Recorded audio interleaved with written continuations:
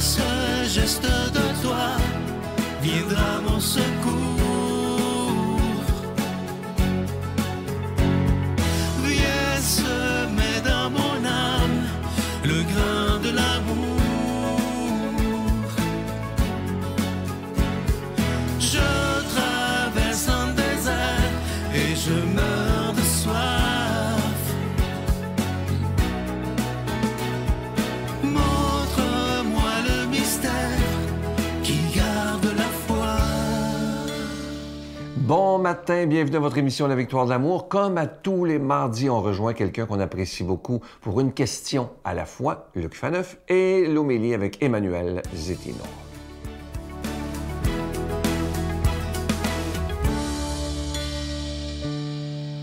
Messieurs, dames, bonjour, merci de votre fidélité. Je commence par une confession, je vais essayer de ne pas pleurer, mais là, j'ai l'air de...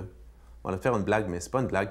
Je suis grand-papa depuis le 18 juin dernier, et mon fils, que j'aime vraiment beaucoup, et voilà, ma bru aussi, m'ont dit que le petit Milan, oui, il s'appelle Milan, pas Milan, mais Milan, comme la ville, ne sera pas baptisé. Et là, évidemment, moi, en tout respect, j'aime mon fils, voilà. Mon petit-fils Milan ne sera pas baptisé. Ça m'a causé une immense peine, mais une peine, j'allais dire, dans l'amour, au sens où je respecte et j'aime infiniment voilà, la liberté de... Et puis là, voilà, quand j'ai appris ça, ben là, ça m'a fait réfléchir à l'importance, tu sais, pourquoi ça me causait tant de peine. Et je sais qu'on est des milliers comme ça, vous et moi, parmi les auditeurs de Victoire d'amour, qui vivons la même situation. Et on se posait, mais qu'est-ce que le baptême? Puis la question sous-entendue, faut-il être baptisé pour plaire à Dieu? Puis vous savez quoi? La question sous-entend. Pourquoi est-ce que mon fils, mon propre fils, ne fait pas baptiser Milan? Bien, messieurs, dames, la réponse, elle est toute simple. Parce qu'il n'y voit pas de gain, d'aspect positif. Il n'y voit pas de sens. Ah! Il est là le problème. Puis là, je ne juge pas mon fils. Là, je fais un constat sur la société actuelle. Ben, c'est quoi le baptême? Ah oui, le baptême, c'est quand... Oui, on va dans une église, puis là, le prêtre, il prend de l'eau, puis il récite des paroles, puis il verse 3 fois de l'eau sur la tête de l'enfant, ou bien il plonge, puis tout ça. Puis là, après ça, tout le monde applaudit. Puis, moi, je pense que ça veut dire que l'enfant, il fait partie de l'église maintenant. Est-ce que c'est seulement juste comme ça, un geste symbolique? Tu sais, au fond, on donne un bain à nos enfants tous les jours, on leur verse la tête, puis en plus, on met du savon, puis du shampoing pour le... Je veux dire, ça change quoi? Bien, messieurs, dames, maintenant, il y a seulement 30 des enfants qui sont baptisés au Québec. Ça veut dire que 70 des parents qui prennent la décision de ne pas les baptiser. Moi, je parie ma première et dernière chemise et ma paye que s'ils ne le font pas, pour 9,5 sur 10, c'est parce qu'ils ne savent pas ce que ça donne. Messieurs, dames, ça change quoi? Allô? Ça change quelque chose! C'est quoi un sacrement? Le premier étant le baptême. Sacrement, messieurs, dames, c'est un geste que fait une personne désignée, dans ce cas-ci une personne consacrée, prêtre, diacre, qui reproduit un geste de Jésus. Et attention, il y a le geste, mais il y a l'effet du geste, ce qu'il change chez la personne qui reçoit le geste. Comme Jésus, quand il touchait quelqu'un avec sa salive, ses yeux, avant qu'il touche, il était aveugle, puis après ça, il voyait. Mais le baptême, la même chose. Avant que le bébé, je te baptise au nom du Père, du Fils et du Saint-Esprit, puis après le bébé, pas la même chose. Il s'est passé quelque chose. Vous allez dire, non, on ne voit pas ce qui s'est passé. Est-ce que vous croyez qu'on est seulement de la matière? On a une âme, et c'est dans l'âme qu'il se passe quelque chose. Et là, je pourrais vous faire une leçon de théologie là, qui durerait une demi-heure sur les effets du baptême. Mais essentiellement, il se passe quoi? Le baptême efface le péché originel. Le baptême donne la grâce sanctifiante. OK, je vais vous dire ça en mots de tous les jours. Le baptême fait en sorte que l'enfant devient habité, son âme, par une présence beaucoup plus intense de Dieu. Attention, c'est pas un rite magique au sens où, parce que tu es baptisé, l'enfant ne comptera plus jamais de mensonges, ne deviendra jamais assassin. Non!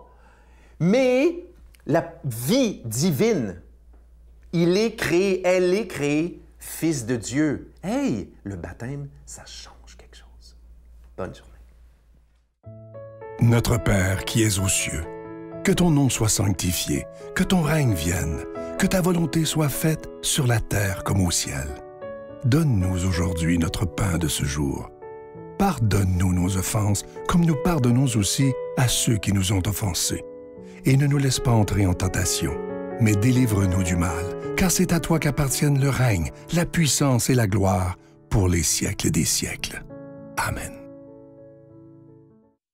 Joignez-vous à la Victoire de l'amour pour une retraite spirituelle inoubliable du 15 au 17 mai 2026, placée sous le thème Célébrons la vie. Vivez des temps de prière, d'enseignement et de partage avec le Père Gauthier, Martin Larocque, Chantal Lacroix, Jessica Poulain, Miguel Padilla et Sylvain. Ne manquez pas le spectacle spécial de Guylaine Tanguay au magnifique domaine Château-Bromont, un cadre idéal pour se ressourcer. Réservation information 514-523-4433 ou sans frais 1-888-811-92-91. Ensemble, célébrons la vie.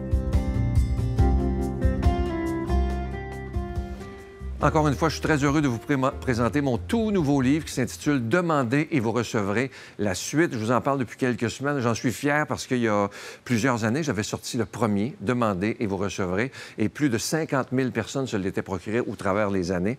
Et beaucoup de gens m'ont demandé de faire une suite. Alors, c'est ce que j'ai fait avec Lambert. J'ai eu ce privilège de travailler avec lui. C'est un grand écrivain. Et il a aussi écrit la biographie, entre autres, de Judith Bérard, Ginette Renaud, bon, etc. Et c'est un livre qui est facile à lire et qui nous apprend, avec ce livre-là, ce qu'on apprend, c'est de croire en l'impossible. Parce que lorsqu'on croit totalement en ce Jésus qui est prince de la paix, bien, tout devient possible dans notre vie, dans toutes les sphères de notre vie. Alors ça, il ne faut jamais l'oublier. Je vous rappelle que vous le recevrez avec un don de 25 $, si vous en voulez deux, avec un don de 40 $. Et je vous rappelle également que les cartes en acier inoxydable de la prière de la sérénité et de celle de Jésus, qui est absolument magnifique également, sont toujours disponibles. Je vous remercie de tout mon cœur de ce que vous faites pour la Victoire de l'amour. Voici comment vous les procurez. Par la poste à la Victoire de l'amour, casier postal 120, succursale Boucherville à Boucherville, le J4B 5E6, ou par téléphone, par carte de crédit, du lundi au jeudi, de 8h à 17h, au 514-523-4433, ou à notre numéro sans frais, le 1-888-811-9291. Également sur notre site Internet, le www.lavictoiredelamour.org. Avec votre don, vous recevrez aussi un reçu pour fin d'impôt. Merci de donner des mains à la Providence. Merci d'investir dans votre foi.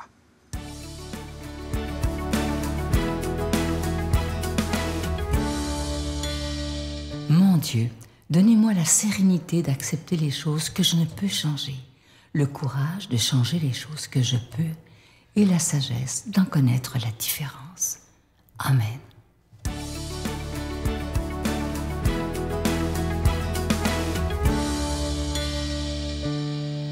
Que la joie du Seigneur soit avec vous. Aujourd'hui, 28 octobre, nous célébrons la fête de deux apôtres, de Saint Simon et de Saint Jude. C'est pourquoi, dans le texte biblique, on voit que Jésus est allé à la montagne et qu'en descendant, après avoir prié toute la nuit, il va choisir 12 de ses disciples qui vont devenir les apôtres, ses plus proches aidants. Et c'est sympathique parce que oui, on est habitué, que ce soit par la tradition qu'on entend, de dire que Saint Jude est le saint patron des causes désespérées. Souvent, ce qu'on dit, c'est que vu que Jude et Judas se ressemblent, les gens ne voulaient pas se tromper, alors ils laissaient Jude de côté. On dit que Jude a pris les plus grands dossiers pour pouvoir montrer que lui aussi pouvait intercéder pour nous. Mais si on va plus loin, si on va dans le texte biblique, on voit que Jude est présenté comme un familier pour Jésus. Un familier qui a donc grandi à Nazareth, qui a été présent depuis l'enfance pratiquement de Jésus, qui le connaît bien, qui a été présent et qui a vu comment Jésus a avancé et grandi dans la vie. Et je pense que c'est de cette perspective-là qu'on peut prendre et aimer cette dévotion envers Saint Jude. Parce que quelqu'un qui a connu le Seigneur de proche, quelqu'un qui l'a accompagné, qui a partagé de ces moments d'intimité, de ces moments de discussion, de ces moments de dialogue, bien, ça nous permet de voir que pour lui, le message du Christ était quelque chose d'essentiel. Oui, dans la mission qu'il a vécue comme apôtre, comme quand il a été envoyé, deux par deux, pour soigner, pour guérir, pour aider, pour annoncer l'Évangile, mais également par après, parce que c'est quelque chose qui était présent dans toute sa vie.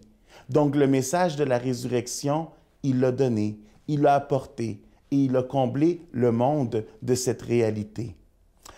Et quand on célèbre les apôtres, il ne faut pas oublier que nous avons encore sur cette terre, choisis également par l'Esprit Saint, ces hommes qui sont représentants de ces apôtres. Cette tradition, elle continue. Et chacun d'entre nous, dans nos diocèses, nous avons les évêques qui représentent les apôtres. Et c'est sympathique parce qu'à chaque Eucharistie, à chaque célébration de la messe, on prie, oui, pour le pape, représentant de Saint-Pierre, mais on va également prier pour l'évêque du lieu. Et c'est là où on voit que cette unité entre l'évêque, entre l'apôtre et les disciples, bien, elle continue de grandir. Et je peux vous dire que c'est important de garder cet esprit de prière envers nos évêques. Parce que souvent, bien, dans la réalité des choses, ils ont beaucoup de dossiers à traiter. Et surtout de nos jours, dans notre réalité ici, beaucoup sont des dossiers d'administration, plus que de pastoral. Alors on pourrait dire que c'est peut-être une ambiance qui est un peu plus sèche, qui n'est pas la réalité de ce premier appel, de l'appel pastoral, de l'appel à accompagner un troupeau, un berger, d'être vraiment avec sa communauté. Et c'est pourquoi il est important pour nous, pour chacun, de garder ce lien, de montrer qu'on le soutient par notre prière, par notre amitié, par ces moments où on peut partager. Souvent, l'évêque, au cours d'une année, va célébrer différentes Eucharisties, des Eucharisties d'action de grâce, que ce soit pour la bénédiction de telle communauté, de telle église, de tel autel. Il va rassembler, que ce soit dans nos paroisses ou dans sa cathédrale. Eh bien, allons-y, soyons là pour les soutenir. Une des messes les plus belles durant l'année, qui est présidée par l'évêque, c'est la messe chrismale, là où il bénit les saintes huiles et après ça, il les donne à toute la communauté. Un signe visible de cette unité. Si vous n'êtes jamais allé, je vous conseille d'y aller. Normalement, c'est soit le mardi saint ou le mercredi saint. Et c'est de ces moments où on voit que l'évêque continue d'être le pasteur de son peuple. Alors que nous puissions le suivre, que nous puissions prier pour lui, que nous puissions le soutenir et l'aider. Et ainsi, chaque communauté continuera de fonctionner comme le Seigneur l'a voulu, en envoyant ses apôtres, en les envoyant partout dans le monde, annoncer la bonne nouvelle. Et moi, je vous bénis au nom du Père et du Fils et du Saint-Esprit. Je vous salue Marie, pleine de grâce. Le Seigneur est avec vous. Vous êtes bénie entre toutes les femmes, et Jésus, le fruit de vos entrailles, est béni. Sainte Marie, Mère de Dieu, priez pour nous pécheurs, maintenant et à l'heure de notre mort. Amen.